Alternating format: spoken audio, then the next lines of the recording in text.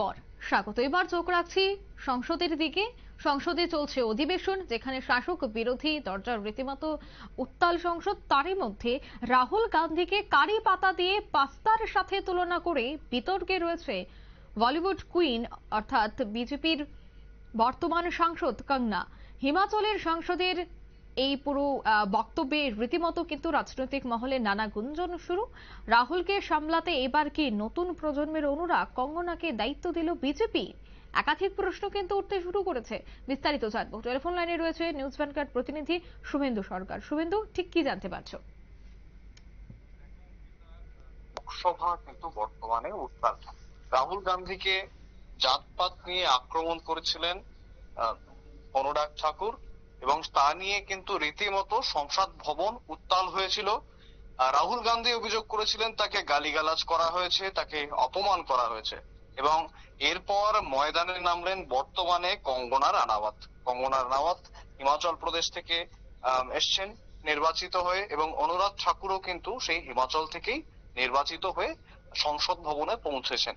এবং তাদের যে আক্রমণের ধাঁচ, তাতে কিন্তু বোঝাই যাচ্ছে একেবারে যে রাহুলকে সামলাতে যে বর্তমান প্রজন্ম, নতুন প্রজন্ম, নতুন সাংসদরা, তারা যথেষ্ট এগিয়ে রয়েছেন। অর্থাৎ আমরা দেখেছি বরিষ্ঠ নেতারা তাদেরকে একের পর এক নতুন নতুন আক্রমণে বিঁধেছেন বিরোধী দলনেতা রাহুল গান্ধী। তবে রাহুলকে সামলানোর জন্য কিন্তু এগিয়ে এসেছেন অনুরাগ ঠাকুর এবং এই কঙ্গনা রানাওয়াত। কি হয়েছে ঘটনা আমরা দেখেছিলাম অধিবেশনে, ঠিক পরশু, সেই যদি খুব ভুল না হয় পরশু দিনের অধিবেশনে আমরা দেখেছিলাম অনুরাগ ঠাকুর তিনি রাহুল গান্ধীকে নিয়ে বেশ কিছু মন্তব্য করেছেন। কি, যেহেতু জাতিগত জনগণনার কথা কংগ্রেস বলেছিল, এবং সেই নিয়েই কিন্তু সুর চড়ে, সেই নিয়েই সমস্ত বচসার সূত্রপাত। অনুরাগ ঠাকুর নাম না নিয়ে রাহুল গান্ধীকে ছিলেন যে যিনি নিজের জাত জানেন না, অর্থাৎ যার নিজের জাতের ঠিক নেই, সে জাতিগত জনগণনা নিয়ে কথা বলছেন। এই নিয়ে কিন্তু এই বক্তব্যের পরেই সংসদ ভবন একেবারে উত্তাল হয়েছিল, সেই ছবি আমরা দেখেছি। এবং পাশাপাশি যে এই এই ঘটনার পরিপ্রেক্ষিতে বা এই বক্তব্যের পরিপ্রেক্ষিতে রাহুল গান্ধী পাল্টা অভিযোগ করেছেন কি তাকে গালিগালাজ করা হয়েছে, সংসদ ভবনের মধ্যে তাকে গালিগালাজ করা হয়েছে, তাকে অপমান করা হয়েছে। এবং তিনি জোরালো গলায় বলেন যে জাতিগত জনগণনা তারা সংসদে পাশ করাবেন। এই ছিল মূল ঘটনা। এরপর থেকে আমরা দেখেছি কঙ্গনা রানাওয়াতের একের পর এক বক্তব্য সামনে এসেছে। কখনো তিনি রাহুল গান্ধীকে বিঁধেছেন যে রাহুল গান্ধীকে দেখে মনে হয় তিনি যেন সংসদ ভবনে নেশা করে আসেন। এই ছবিও দেখেছি আমরা, এই মন্তব্য আমরা দেখেছি, খবর করেছি আমরা। এবং এখন যে মন্তব্য সামনে আসছে কঙ্গনা রানাওয়াতের, তিনি জানাচ্ছেন যে রাহুল গান্ধী কারি পাতা দিয়ে তৈরি পাস্তা। কেন বলছেন তিনি? কারণ তিনি যে জাতিগত জনগণনা নিয়ে কথা বলছেন রাহুল গান্ধী, বা যার যে অনুরাগ ঠাকুরের যে মন্তব্যের জেরে আজ কংগ্রেস সাংসদরা এত হট্টগোল করছেন সংসদ ভবনের মধ্যে, সেই রাহুল গান্ধীরই পুরনো একটি ভিডিও সোশ্যাল মিডিয়া প্ল্যাটফর্ম এক্সে পোস্ট করেছেন বা শেয়ার করেছেন কঙ্গনা রানাওয়াত, যেখানে রাহুল গান্ধী নিজেও জাত নিয়ে কথা বলছেন। এবং এই ভিডিওটাকে শেয়ার করেই কিন্তু কঙ্গনা রানাওয়াত রীতিমতো বিঁধেছেন রাহুল গান্ধীকে। তিনি বলছেন যে রাহুল গান্ধীর দাদু মুসলিম, তার ঠাকুমা পার্সি এবং তার মা খ্রিস্টান।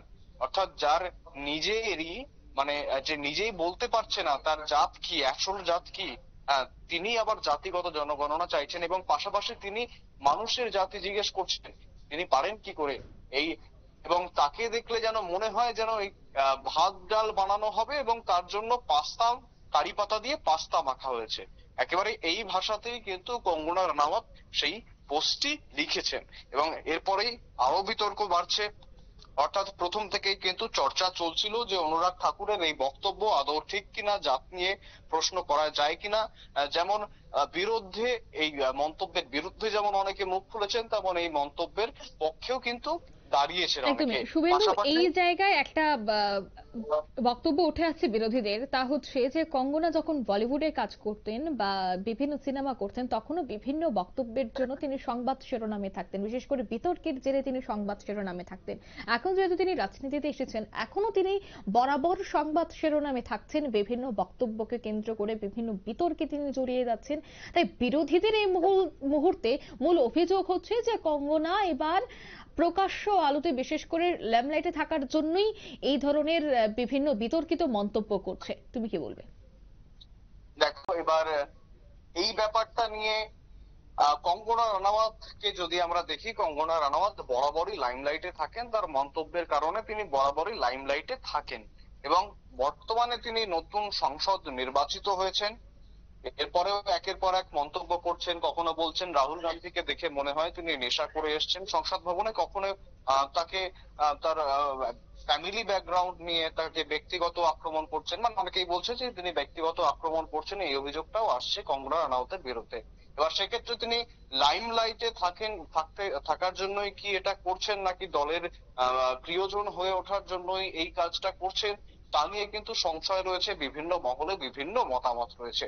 সুতরাং কঙ্গনা রানাওয়াত, আমরা এটুকু বলতে পারি যে যখনই দেখেছি সংসদে বর্তমানে রাহুল গান্ধী যেভাবে শাসক দলকে বিঁধছেন, তারপরে কিন্তু যারা বরিষ্ঠ নেতা রয়েছেন সেই বরিষ্ঠ নেতারা খুব বেশি তাদের মুখ খুলতে দেখা যায়নি। কিন্তু এই রাহুল গান্ধীকে ট্যাকেল করার জন্য, রাহুল গান্ধীকে হ্যান্ডেল করার জন্য কিন্তু অনুরাগ ঠাকুর এবং কঙ্গনা রানাওয়াতরাই মুখ খুলছেন বেশিরভাগ, এবং তাদের মন্তব্যগুলোই খুব বেশি চাউর হচ্ছে সোশ্যাল মিডিয়ায়, বা খুব বেশি সেই অর্থে ভাইরাল হচ্ছে। এবার এক্ষেত্রে এই গোটা বিষয়টা কঙ্গনা শুধুমাত্র লাইমলাইটে থাকার জন্য করছেন কিনা তা নিয়ে কিন্তু বিস্তর সংশয় রয়েছে। অঙ্কিতা। একদমই, ধন্যবাদ শুভেন্দু। অর্থাৎ হিমাচলের সাংসদের নিশানায় রাহুল গান্ধী, একের পর এক বিতর্কিত মন্তব্য তিনি করছেন। হিমাচলের সাংসদের নিশানায় কেনই বা রাহুল, তাও কিন্তু আবার ব্যক্তিগত আক্রমণ, একাধিক বিষয়ে কিন্তু এবার চর্চা শুরু হয়ে গেছে। রাহুলকে সামলাতে এবার কি নতুন প্রজন্ম অনুরাগ কঙ্গনাদের দায়িত্ব দিয়েছে বিজেপি, প্রশ্ন কিন্তু তুলছে বিরোধীরা। অর্থাৎ রাহুল গান্ধীকে কারি পাতা দিয়ে পাস্তার সঙ্গে তুলনা করে বিতর্ক, এবং এই বিতর্ক কিন্তু থামার নাম নিচ্ছে না। প্রথম থেকে দেখা যাচ্ছে যে কঙ্গনা রাজনীতিতে আসার পর এবং সংসদে অধিবেশন চলাকালীন সময়ে একাধিক বিষয়ে তিনি বক্তব্য রেখেছেন। এবার সোশ্যাল মিডিয়াতেও কিন্তু রাহুল গান্ধীকে নিয়ে তিনি রীতিমতো বিভিন্ন বিষয় নিয়ে লেখালেখি করছেন। নিয়ে নিচ্ছে ছোট্ট একটি বিজ্ঞাপন বিরতি, সঙ্গে থাকুন।